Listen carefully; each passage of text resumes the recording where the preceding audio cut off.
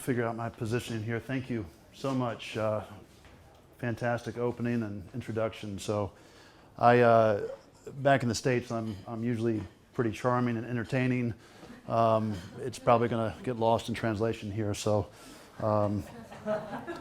anyways, just to follow up, a few things that I do. I am a professor at a university, and I kind of teach the capstone experience course for our students going out into what we call the real world. My background in illustration lasted about 15 years before I retired. And I kind of retired more or less on my own terms. And you all know this, you get frustrated with over art direction, you get frustrated with things getting a little bit too literal, too many cooks in the kitchen, and you got something to say, you want to go out on your own, and that's kind of what I've been doing. So I've been pursuing a career as a painter the past 3 years, and that's taken some winding turns, and it's led me here. So I want to make sure I got my commands here. Just to begin, I was asked to talk to you all about color. That's a pretty intimidating thing to speak to a room of people from the technology sector, the designers of the world, and artists. I'm no expert. I'm not going to profess to be an expert, but I'll talk to you a little bit about how I've framed this entire conversation today. All right, so everybody likes color, right? I've got some issues with color. I'm not the world's biggest fan of color. It's kind of like not liking music, right? So, first of all, did you know that color has its own Facebook page? Like 300,000 people like color. All right, so that's kind of an odd thing, but I'll take care of that Facebook blue first of all. What's it good for? You know, what purpose does it serve? Does it really do anything? Does it have a function? I guess it's good at getting your message across. So, communication vessel, possibly. Saving an otherwise boring painting, right? And that's not really a color problem. You guys, you know that, okay. It's good for cats. This is, okay, you all know this. Bringing some life into your cheeks, right? So, all right. So, from there, I will tell you why I don't like color. And I thought that'd be a good way to start. There's too many. Billions, people say millions maybe, I think probably more realistically. So too many choices. And one of the things that I've struggled with as a painter, an illustrator, a visual communicator who's now working with students is I have to all the time explain intuition.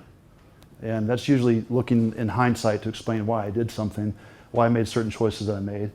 And it always leads to some type of logic that seems pretty profound at the time, but really you're in a studio and you're just stumbling through things, making mistakes, and find your way through it. But too many colors. Color theory is not a science. So when instructors, professors start talking about color, there's a lot of people who understand color very well. I'm not one of them. Color theory, it changes. You turn off the lights, color changes. Changes all the time. So I don't think we have the YouTube link hooked up, but I've got a couple of my colleagues who are actually working on a 3D color model right now. They just presented at TED. And it's pretty interesting what's happening where science and art actually meet. Your ability to actually navigate the three-dimensional space for color is a bit different than those of you who are using Photoshop and other digital programs to try to figure out how to choose your next color scheme. So, examples of it changing all the time. You know the work of Claude Monet.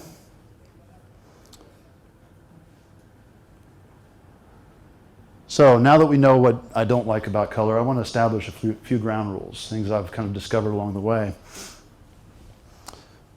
Again, I'm preaching to the choir here. You all know this. Warm colors advance, cool colors recede, right? Trying to get everybody in the room kind of caught up. I'm not sure what everyone's background is. So you start seeing these colors together and they become even more prominent. And in fact, the red circle is a little bit smaller than the blue-green circle here. Complementary colors intensify each other. If you have a field of green or blue that's working with this complement, it makes the red that much more intense. The more red you have, the more intense the green.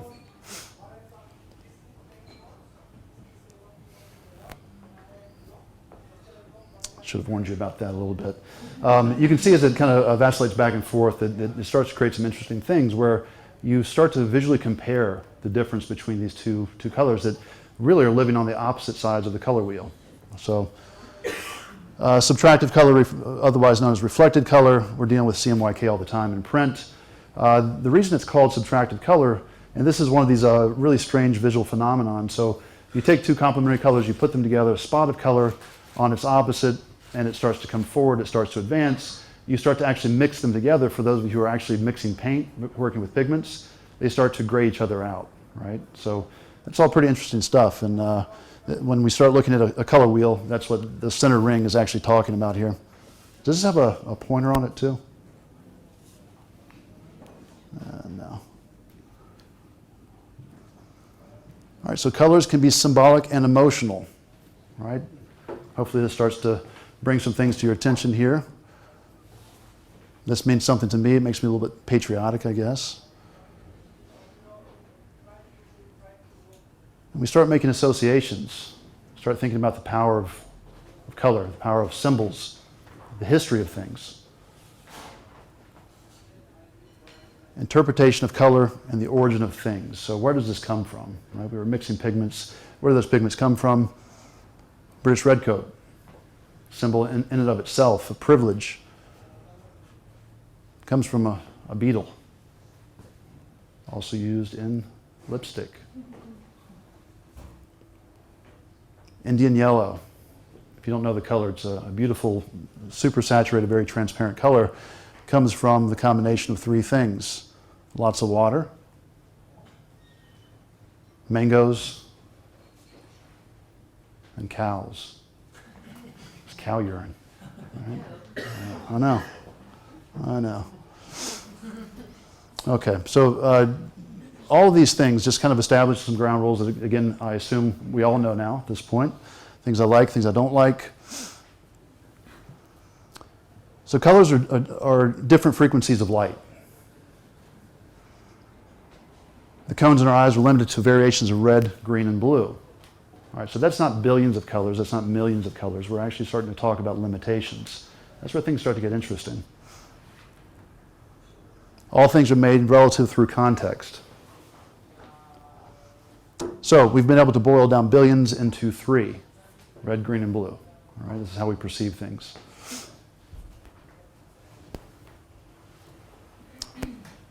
This next section I call the wine tasting. All right, so I'm sure many of you are well versed in different wines. You know things that are dry, you know things that are sweet. I'm a bit of a latecomer to wine, so when someone says that something's dry, I don't really know what they're talking about. But when someone tells me that there's a wine that's sweet, I can wrap my head around that. During a wine tasting, if I pair a dry and a sweet together, I know what a dry is because I now know what a sweet is, right? So again, everything's kind of relative through context. This principle I've kind of adapted through my creative work. I really like pairing dynamics against each other. So this versus that seems to be a common theme that comes back up again and again. So human senses seek distinction. Think about that for a moment. We're not looking for things that are the same. We're always looking for things that alert us to their attention. All right, we smell something that's off. We see something that's different. We don't notice the wallpaper on the wall. We see the distinction where the pattern's off. Right? Color's no different. We force the viewer to consider our intentions through the creation of limitations. So this is where design comes in. And I mean design in the holistic sense of what we actually do. We control the space. We start to interpret things and shape them to our will.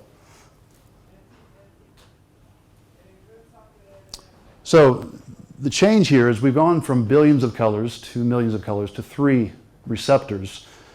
If we can start thinking about things more in terms of a comparison, this versus that, through context, cool versus warm, all of a sudden we have everything in front of us that we need to understand whether a color is living on one side of the color wheel or the other.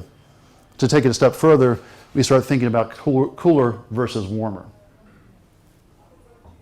So we boiled it down to 2. Again, this is the instructor in me, the professor, having tried to narrow things down so I can help students work to the next level here. So you may be familiar with this artist's work here. These are the colors that Edvard Munch was working with. I'm not going to go through them all, but there's a lot, right? And how many people are actually painting here? Is everybody working digitally this day? A few people still get their hands dirty? Okay. John Singer Sargent. These are called limited palettes. So back to limitations. They're giving themselves limits on what they're actually using. They're not using every color. Part of it was what they had access to as far as resources, but you'll see in just a moment where these things start to get more and more dwindled down. Example of Rembrandt's palette over here on the right. So fewer and fewer colors. John Stobart. This painting by itself, if you saw it, it feels like it's a full hue and chroma painting. In fact, he's using 6 colors to paint this entire thing. So how do we get a full range of color? What's that? Yeah, it's good. Interrupt wherever you need to. Anders Zorn from Sweden, very well known for his extremely limited palette, 4 colors for most of his work. So how is it happening? He's defining his color space. He's defining his design and his intent through a comparison of values and hue that he's introducing. So these colors over here, black becomes very harsh. The white actually serves as a blue. It's so cool in comparison. And again, this is mixed color. All right, so just some examples of what I've done, and not that I'm putting myself up against these guys, but I figured it makes sense to show you some of what I do, right? So at times I'm using limited palettes for effect. We can certainly communicate mood, our intentions of getting an idea across. There's other times where things are more morose. This is an unfortunate tragedy of a young girl who overdosed in the States. She and her boyfriend were both doctors, experimenting with a lot of different drugs, trying to figure out what the thresholds were. She had an allergic reaction and ended up passing away. So this is her with the poppy flower, kind of looking into that. That becomes the light source. It didn't need a garish color source. It needed an overwhelming saturation. Johnny Cash, I wanted to bring across a sense of history to this, and this is a combination of 3 different complete drawings that are done on packaging tape, where I was working on this project with an art director that I knew really well, and turned in my first submission, and he said it was fine, he was going to print it. I was like, this is Johnny Cash, you know, I'm a huge fan. So I had to go back and revisit this, and I had an idea. I had a piece of cardboard laying around, and I had packaging tape that was the same color, and I saw a comparison between the color and the value. I started first drawing the younger Johnny Cash. I drew the middle-aged Johnny Cash on a complete blind layer of tape over top of that, sanded that down, drew the older Johnny Cash on top of it, started cutting down through this kind of in the reverse archaeology to find the original drawings, knowing that there was stuff in there that could work for the painting. This is the Apple Blossom Queen in the Shenandoah Valley in Virginia. By the way, driving out here, it looks immensely like certainly the landscape here in Oslo, driving in. This is Secretariat, one of the most famous athletes, even though Secretariat was a horse, in the history of sports. And everything about Secretariat was bold, it was strong, it was movement. So I needed a palette that was going to reflect that. All right, so a little backstory on this particular piece. New art director came into a magazine I was working with for years, and they told me they had a story that was about sheep dung tea. Sheep dung tea, all right. So I've tried to do things with relative taste in my career, and it was kind of throwing me for a loop. Didn't know exactly what to make of it. So this young boy is sick. He's lying in bed. His mother comes up to him. She has his home remedy, and she says, I'm going to make you some sheep dung tea. And he swears the first day he'll never drink it. Never in my life will I drink that. A couple days go by, he gets a little bit more sick. The mom comes again with a cup of sheep dung tea. So, well, maybe someday, but no, I can't do it. A couple more days pass by, he's on his deathbed. The mother comes around. I've got this sheep dung tea, and he just guzzles it down, right? So I wanted this painting to feel sickly in palette, but he's surrounded by the breakfast of the undesirables. I'm not sure if everything's translating here, but he's eating humble pie, he's eating crow, and he's drinking sheep dung tea. This was a very romantic story about a captain. The ship ran aground in Virginia, and he was marrying a sweetheart. He actually married her in the captain's quarters while it was still aground. They were waiting for the tide to come back in so they could actually sail the ship back out. But it needed a feeling of romance and intimacy to it. Sometimes light is the concept. Light is the actual idea. This particular piece was about exploration, and I was working for a workbook, which is a publication in the States that's meant to afford a vessel for designers, art directors to hire illustrators and photographers for commission-based work. And it really pushed the envelope on generating ideas and taking things further. So I've become obsessed with the deep sea diver as a symbol. Just inherent within the deep sea diver is the idea that they're pushing the boundaries, they're exploring. And this is the deep sea diver that's dove so deeply into the depths of the ocean that time has turned back on itself, and the astronaut who's gone so far into space that he's returning from the bottom. If you remember the old TV sets, the vertical hold on those kind of flip and repeat. So the color at the bottom is the same as the color at the top, meant to be kind of a central theme there. This is another piece that came out from that same assignment, and this is called the Benz. And I wasn't given any boundaries really with these assignments. The only thing I was told was the workbook was, I knew the function of it, and I knew that the theme was pearl. Those were the only two boundaries that I had. Anytime that things are too open for me, I really struggle, right? So I have to define my own limitations. I have to think about who the audience is. I have to think about how it's going to be seen, how it's going to be read, how it's going to be used. And that's inherently different than being a painter these days, I'm finding out. So again, the deep sea diver went through this entire process. What is more valuable than treasure, more valuable than gold, more valuable than pearls? Being romantic, love. This is the deep sea diver again, who's dove so deep into the depths of the ocean that he's come back with treasure in his hand and Venus, born of the sea, in his heart. So it's meant to be pretty ambiguous. Is this the sea? Is this in his head? His fellow shipmates are taking the diving bell off, and you see a bit of color in their hands, and hopefully everything's cooled down quite a bit inside the helmet. So we don't know if he's on his last breath, an actual kiss, somewhere between perception versus reality. All right, so William Faulkner and Ernest Hemingway. I'm working on this assignment, and both writers were contemporaries. In the beginning, they really liked each other, and they had a falling out. So talking to a student one day down in Florida, and I've been doing my research. I found all these different things about Faulkner, very lyrical. He had these Jack Russell Terriers as pets, and I'm talking to the student, and they're like, hey, did you find out anything about those Hemingway cats down in Florida? I mean, these creepy cats that have 5 toes on each paw. So I started looking into it, and it was just a trigger, right? It was an old pun that I was playing with, but I didn't want to make Faulkner and Hemingway actually engaging. Put them in a cafe scene, used a fence as a device to separate the space between them, but I used the interaction of the relationship between the cat and the dog. They're fighting like cats and dogs to kind of begin the story. So usually when I have a little bit more opportunity to interact with people, I start asking about hierarchy, where people look first, where their eyes led to next, thinking about the way that a two-dimensional image is delivered over time. And anyways, I like to believe that the cat's paw is the first thing we see based on value and color.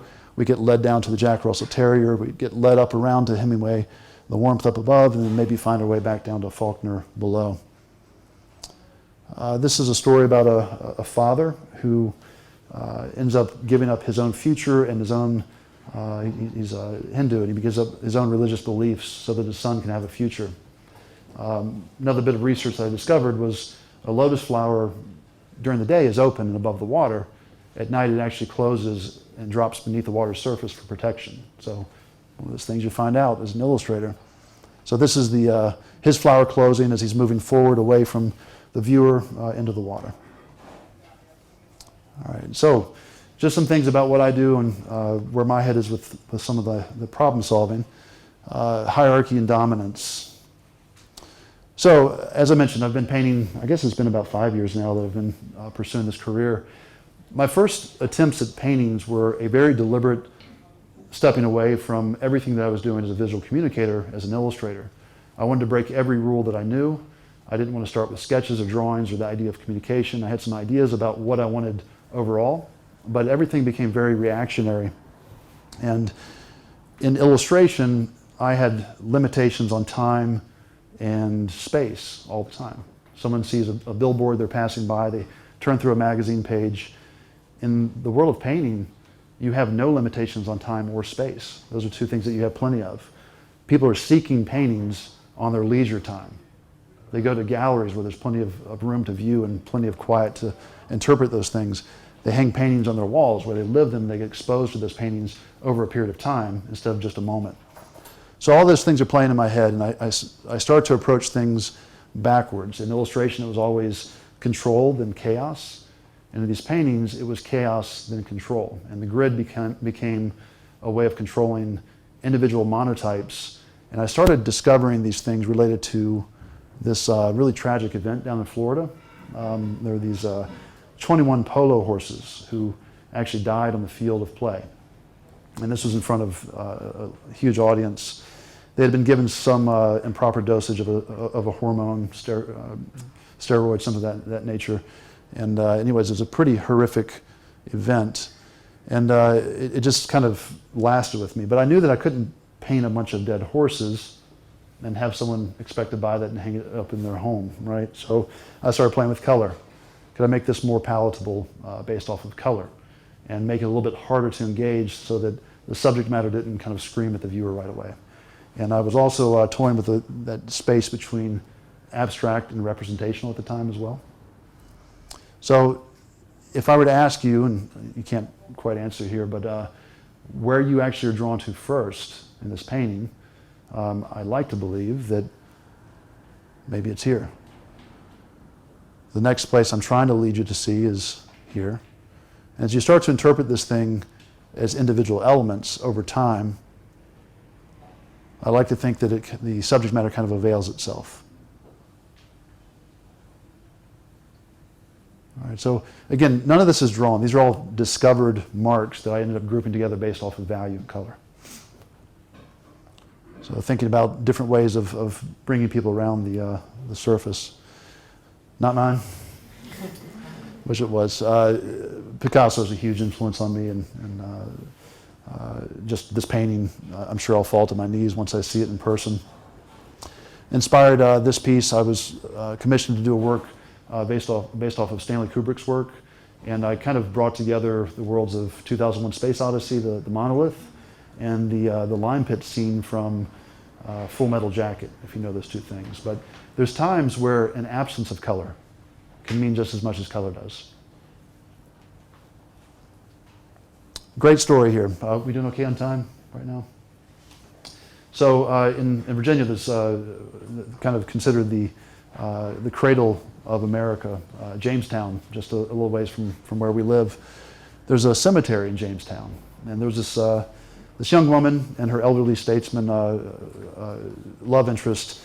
Their relationship was completely scorned by her parents. In fact, it was cursed. Her mother said, "Never in this lifetime or the next will you two be together." Her parents ended up passing away before they did. In fact, the young girl passed away before the elderly gentleman did. She was buried a good 7-8 feet from her parents in a plot that was reserved for her beside her husband's future plot. He died. Within days, a sycamore tree grew between the graves and actually pushed her grave within 7 inches of her mother's grave while destroying his grave. Right? So this is the two Lost Souls, I'm playing with the idea of verses again. Everything above ground is reality. This is actually what the tree looks like and the tomb. And everything beneath the ground, beneath the roots, is perception or an alternate world. These are the two lovers looking for each other in purgatory. Real uplifting, right? Okay, so again, I'm here. I've got a show opening at Blank Space on Friday. This is one of the paintings that's there. This is a body of personal work that's kind of coming full circle. We showed you a few things from history, the symbology of color. Some of those things are definitely playing roles in the reclusive narrative that I'm after in these works. But this series of work is called the Spoils of St. Hubris, and it's built around the story of St. Hubert, the patron saint of mathematicians and hunters. And every year there's a ceremony where it's the patron saint Hubert's blessing of the hounds, which seems kind of at odds with the patron saint of hunters. But this story goes from being something that's fairly warm, fairly inviting, and it definitely starts to take a darker turn when St. Hubert discovers the white stag in the clearing in the woods on Good Friday. And that's kind of where my interest in the story begins, because it becomes legend. And it's actually a Catholic story that I'm just wondering if there's another side to that story. So St. Hubert was the ultimate hunter. He was the ultimate, he was a general. He had done this his whole life, and he comes across the white stag in the center of the woods with a glowing white crucifix between its antlers. If you know Jägermeister, you've seen that symbol before, right? Arthurian legend, the white stag is that which can never be caught.